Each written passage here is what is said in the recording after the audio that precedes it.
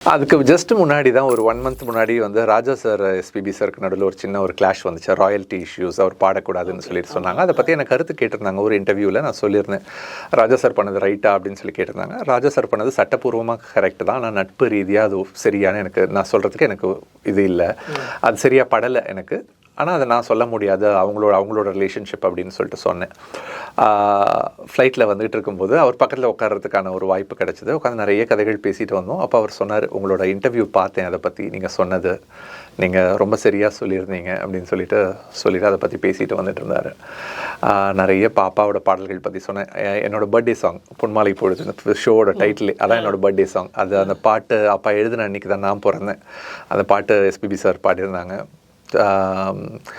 அதை பற்றியெல்லாம் பேசிட்டு வந்துட்டு இருந்தோம் ஃபுல்லாக. நீங்கள் அந்த பாட்டு பாடிட்டு இருந்தப்போ தான் சார் நாங்கள் இதில் நடந்துட்டு இருந்தப்போ தான் நான் வந்து பிறந்தேன்னு சொல்லிட்டு அவர்கிட்ட சொல்லிட்டு இருந்தேன்.